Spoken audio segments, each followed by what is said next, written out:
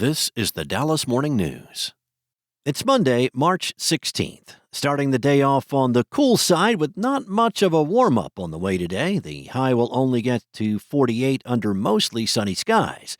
Mostly clear tonight with a low of 36. The heat is on the way pretty quickly, though, with highs moving into the 60s tomorrow, 70s on Wednesday, and by Thursday it will be in the upper 80s, with 90s right around the corner by the weekend. Here are today's headlines.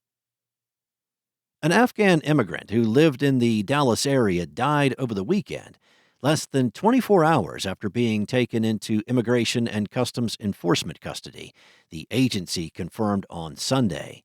Mohammad Nazeer Paktyawal died Saturday morning at Parkland Memorial Hospital. He was admitted to the hospital about 11:45 p.m. on Friday evening, according to the advocacy group #AfghanEvac, which first reported his death.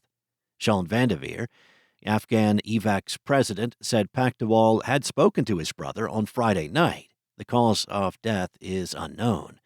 Paktyawal was arrested by ICE on Friday morning while preparing to drive his children to school. The agency said Paktyawal was arrested on the 13th and did not report a prior medical history during his arrest or while he was being processed. Paktyawal began complaining of shortness of breath and chest pains while being held in a holding room at the Dallas ICE field office on Friday evening and was taken to the hospital to receive breathing treatment. In other news, Dallas Mayor Eric Johnson pushed back Sunday against friction over City Hall's future as silly games meant to muddy the waters, saying exploring relocation options is routine due diligence, not a backroom scheme.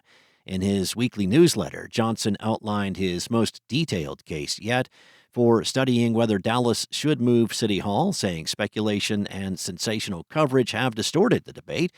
The mayor said the core issue is simple. The Pei-designed City Hall is aging, expensive to maintain, and ill-suited for modern government operations. He said the building's design anchors a government district that leaves a large stretch of downtown inactive after business hours. Next up, Paul Thomas Anderson and Ryan Coogler each won their first Oscars. Moving tributes were paid to Robert Redford, Diane, Keaton, and Rob Reiner. And an absent Sean Penn won Best Supporting Actor at the 98th Academy Awards on Sunday. One battle after another came into the show the Best Picture favorite, and it picked up 3 wins in the first half of the ceremony. Anderson, the film's writer-director, earned a standing ovation for his first win and 14 nominations. Immediately after Anderson's first Oscar, Coogler notched his first Academy Award as well. The writer-director of Sinners won Best Original Screenplay and earned his own standing ovation.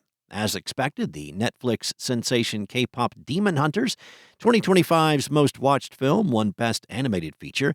Another Netflix release, Guillermo del Toro's Frankenstein, picked up 3 awards for its lavish craft for costume design, makeup, and hairstyling, and for production design.